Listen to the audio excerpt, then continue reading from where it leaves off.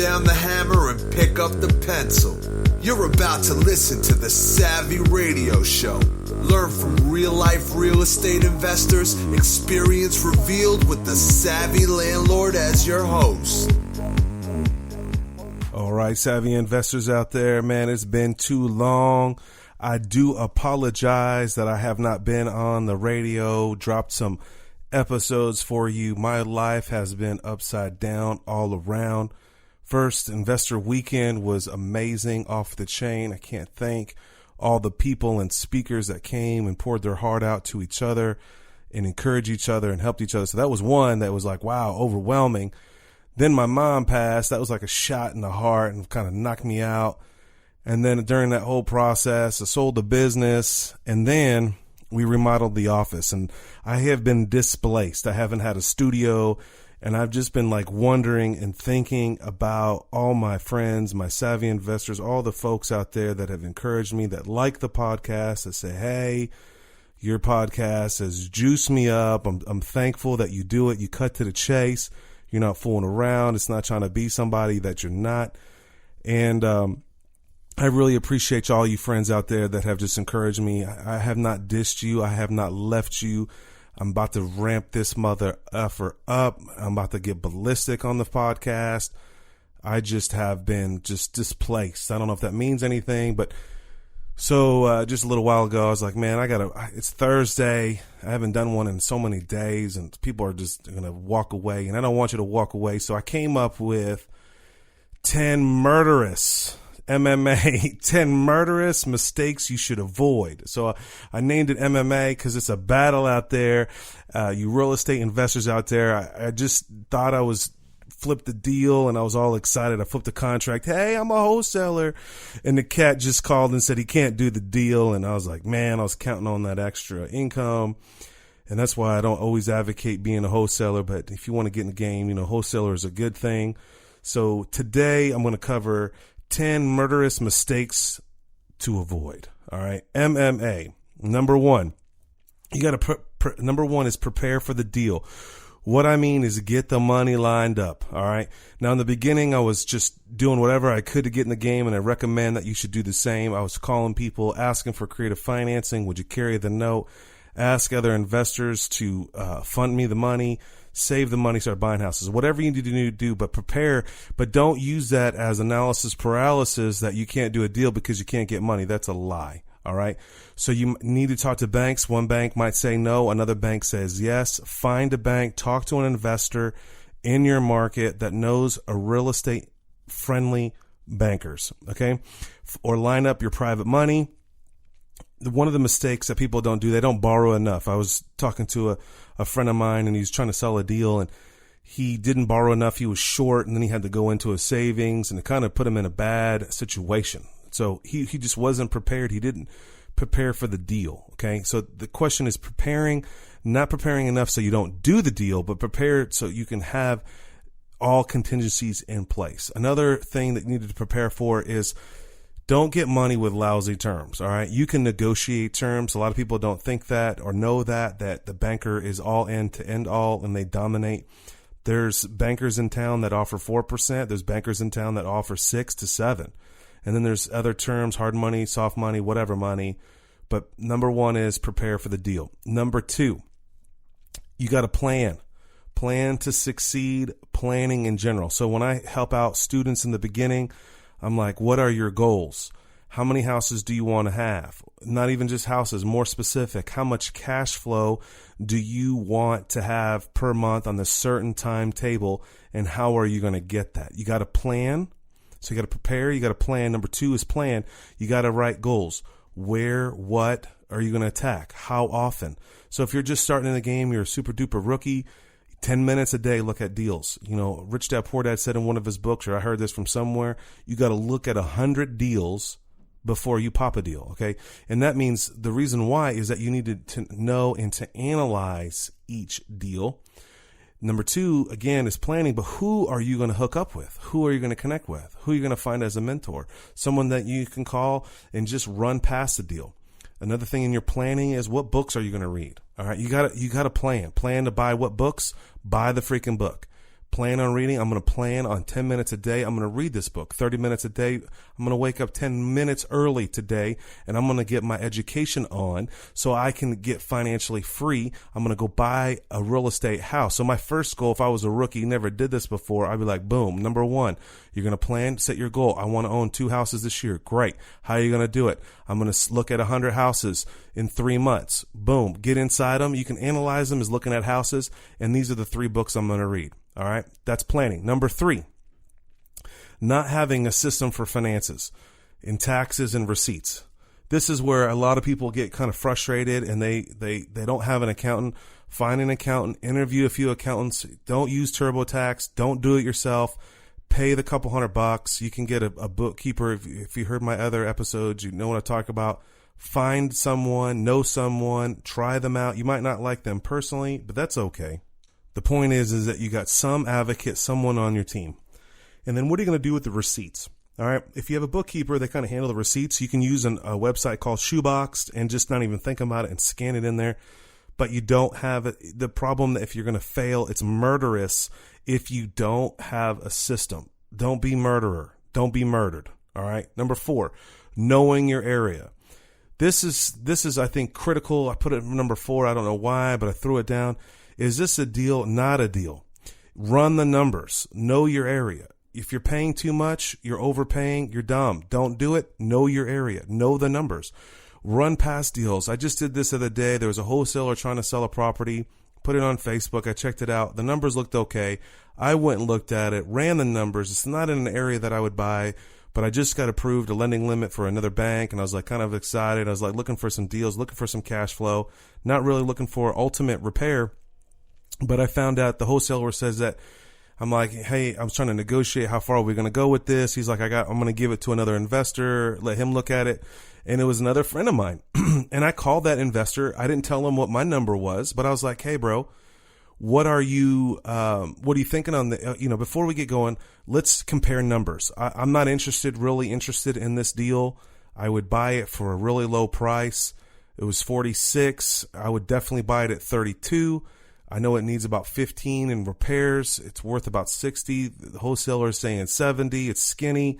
It's just not what I want to do. But hey, I want to see if I'm accurate. I'm out here doing it every day. And another investor, so I called that investor, said, hey, don't tell me your numbers right now. Go look at it. Tell me what you think, and let's collaborate. It was awesome. The guy sent me the numbers. We were dead on the same. And I got to tell you, it's Mike Lewis out there. What up? You didn't know, but we did. We went over a deal. I appreciate your homie being honest. And I was honest. I just sent him exactly what I spec'd out for the repairs. Do your homework. Number 4, know your area. Do your homework about the area. What's going on? Find out. Ask people. Read the local business paper that talks about real estate. In our market, it's called a Journal Record. Find out who's buying what and where. Just know. I know that a lot of money is moving to the east side. I knew that 10 years ago. I know it's going to take 10 more years. It may not be your area, but I knew this. Okay. Research like nobody's business. Do the homework. Don't cut corners. Know your area. That was number 4. Number 5. Man, I have failed in this mother. I'm most humbled to say this, but I'm going to say it. It's even on the cover of my book. Due diligence pays off. It really does. I have just, as I get older and the longer I've been in this game, due diligence makes sense. That deal I just talked about in number 4, I probably would have bought it and not thought about it, but I really did my due diligence. I went up and down, ran the numbers 3 or 4 times, and there's a lot of mistakes that I've done. Like I bought a house, it was a good deal, and I didn't look on the back left side of the house. After I closed, all the bricks were off. I was so excited. I ran through the house, got the deal, thought it was a great deal. Yeah, I lost another $3,500 re-bricking a whole wall and shoring it up. I didn't do my due diligence. One time I bought a house, thought it was a smoking deal, $5,000. I put it on the Savvy Bus Tour. Everything's cool. Everybody's looking at it. A roofer was on the bus tour. Clint Brewer, you know who you are. And he's like, I'll bid that. I'm thinking this roof, when I bought this property, I'm thinking the roof's going to be about $4,500, maybe $5,000. It's a small little one pitch roof. I mean, it's an A-line roof. This has got to be an easy deal. The guy hit me back with an $8,000 bid. First of all, I thought the dude was on drugs. But then when he freaking broke it down, when I saw it, he's like, it needs new decking. It has 3 layers on it. It's so many squares, and I had diarrhea. Boom. Because I didn't do my due diligence. And the reason was, is I thought it was a no big deal roof, right? Normal roof with OSB or decking on it. No, what I didn't do, and what you do, number 5, is due diligence. I should have poked my little head up into the attic and saw all the slates and knew that I'd had to redeck this mother. All right, so that's number 5, your due diligence. Number 6, you got to have an exit strategy. All right, a lot of people get in and they think that they're going to hold this property forever. That is the most fascinating thing. I used to think that way. All these mistakes I'm talking about, the murderous mistakes that MMA to avoid, is me. All right, this is me on the table right now. Number 6, I didn't plan to have an exit plan. I didn't plan to get in. What was my goal? I bought an apartment building. It was a smoking deal in price, and I thought I was going to hold it forever. But then I realized 1 bedrooms only yield $500. So no matter what I did, no matter how much money, if I put granite countertops in this mother, I'm only going to get $500 a month, maybe $550, maybe $600 if I start putting gold everywhere and start platinum everything. All right. Putting super duper pictures in there. I don't know. But I realized when I bought this apartment building, I had made a mistake because I didn't plan an exit strategy or plan to get in. By the grace, thank you. By the grace of Jesus, I did sell this deal. I'm not just giving Jesus the glory on this one. I mean, I wouldn't be where I am today. But what I'm trying to say is I didn't have a plan. I didn't have an exit strategy. I didn't have a plan. Are you going to flip it? Can you flip it? If you can't flip it, can you hold it? If you're going to hold it, can you lease option it? And this all goes back to number 1 about your money. Where is the money at in the chain? Is this a short-term loan? Is this a 5-year fixed loan? Is this an ARM? Are you trapped? All right. So you got to have a plan your exit strategy on every situation, even in your residence. You should not get emotional about real estate in general. You like it because it has 3 bedrooms and one day you got 6 kids and then you're going to need 4 bedrooms. So you don't love that house as much as you thought you did. You cannot get emotional. Every piece of property is willing to be sold or refinanced or whatever the case may be. So remember that you're planning. Number 7, treat investments as a business, not as a hobby. All right. The minute you get in this game, you have a banner, you have a t-shirt on. It says real estate investor. You're cream of the top. You're doing this. Okay. You pull the trigger, but treat it like a business. Don't be casual about it. Don't be just sitting on the sidelines. Well, I want to get in. I do this part-time, no time, whatever. It's a business, and especially if it's your retirement. Okay. I notice that, casually talk to people at real estate clubs. Yeah. I'm like, why'd you get into real estate? Well, it's for my retirement. Oh, okay. They just sound so desensitized from it. Like, oh, it's my, whatever. No, dude, this is real deal. We're out here. It's murderous. All right. People lose their whole investment in the stock market. I hope and pray that you're not in the stock market, but the deal is you're in this game. It's a game of business, not a hobby. Number 7. Number 8. This is a little funny one. I want to throw this in there. You think you're going to get rich tomorrow. Let me tell you something. This is from personal experience. Man, I run the numbers. I teach this all the time. All right. So you got to buy, how much do you need to survive on? I need $2,000 a month. Let's say $4,000 a month. All right. So you got to go buy 10 houses at $400 a month. That's $4,000 a month. Man, you're going to get rich. It's not like that. And you're not going to get rich quick. So stop it. Number 8, don't think you're going to get rich because you're a real estate investor overnight. Okay. Because there's so many elements, working parts, variables, from asset protection to frivolous lawsuits to just holding costs and vacancies. This is a long-term game, and it's a fun, amazing, with options game. There's so many ways. Hang out with Augie Bodlight and find out what creative financing blows my mind. How many ways that you can get a deal under contract.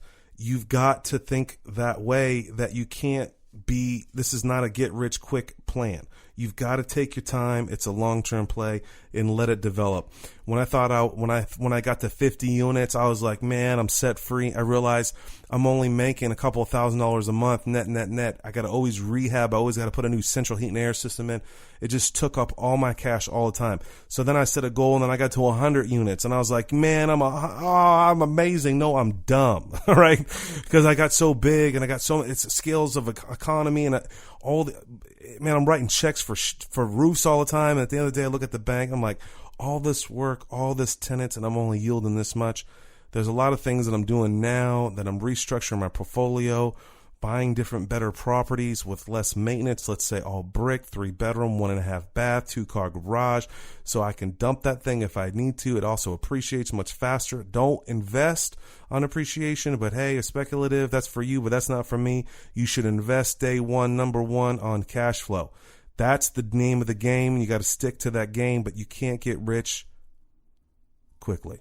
Number 9, don't be the Lone Ranger. All right. This is a team sport, period. I'm telling you, was just fun talking to Mike Lewis the other day. Hey, this is what I'm thinking. You know, I don't want to ruin it for you. You want to buy the deal. And he was super savvy. He had an exit strategy right out. He's like, boom, I'm going to do a lease option on it. He's like, I want to do 4 or 5 lease options this year. Rock star. I was like, you had a better exit strategy than me because I was going to go in there. He was just going to buy the property at a good price, find a tenant buyer, get him in there. They're going to do all the maintenance. They're going to do all the work. They're going to fix the place. They're going to paint it. And then he was just going to get instant cash flow. My strategy was buy it, drop 15 grand in it, hope and pray, increase the rent from 650 to 750, get a loan on the deal, and, you know, got a solid long-term investment. Man, this guy is 10 times smarter than me, goes in there, gobbles it up at a good price.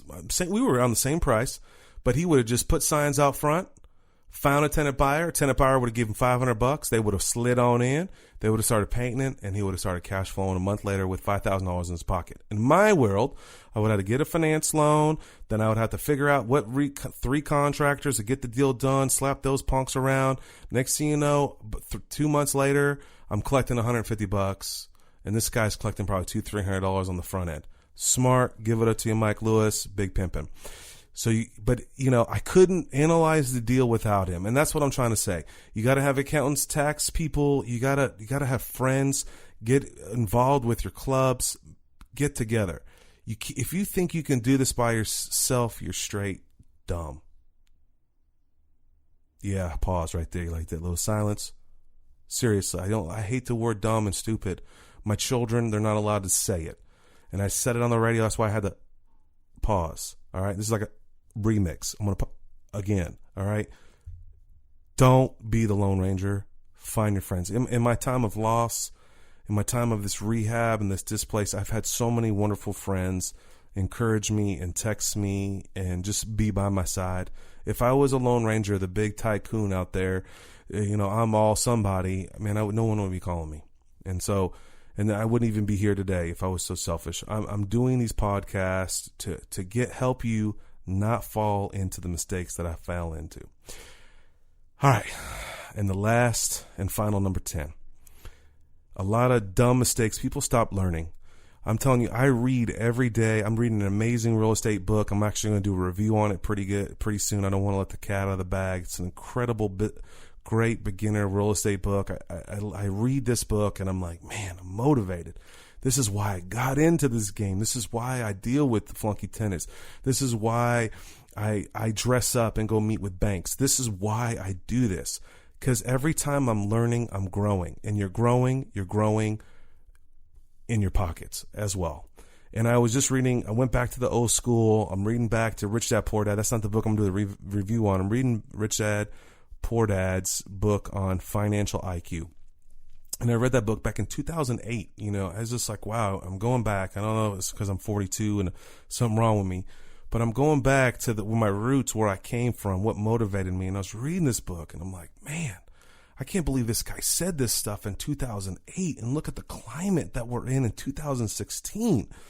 I'm just blown away. But one of the quotes that he said that just really, man, just motivated me and got me here today on this podcast, because I read this, it was like last night or this morning, I can't remember. So disoriented. He said, the more financial knowledge that you have, the more finance you'll make. And I know that in my own life where I'm not that savvy with accounting. I'm not that savvy in spreadsheets. I'm not that savvy in these little areas. And I know that it's hindered me, and it's motivated me to learn as much as I can about real estate, from subject to creative financing, banking. How does banking work? How does the Fed work? How can I borrow more money? Why does it change? And the climate and politics. God, the effect that we're getting fines and the city's trying to raise stuff, and they got a new bill going through. It's just crazy. But the more I know, the more I make. The more financial education that I learn, the more finance I make. So number 10, stop fooling around and start growing by learning. Support your other friends. Get a coach. Get a mentor. You may have to pay for it. You might have to trade for it, but don't stop learning. All right, this is Steve Van Kallenberg. I'm the Savvy Landlord. I wrote a book. It's on Amazon. Check it out. That would support me. But you know what really juices me up? That you just want to say hi, Facebook me, say something, a question. Let me know that you're listening to this so I can just keep this going. I appreciate all the encouraging words and comments and emails throughout the country, and great things are going to happen here in the future. Hang on. Soon I'll get back into the consistency. Signing off. Whatever you do, go buy assets. Thanks for listening to the Savvy Radio Show. Glide online and listen to our other motivating episodes at savvyradioshow.com. Connect on Twitter at LandlordBook, and always be buying assets.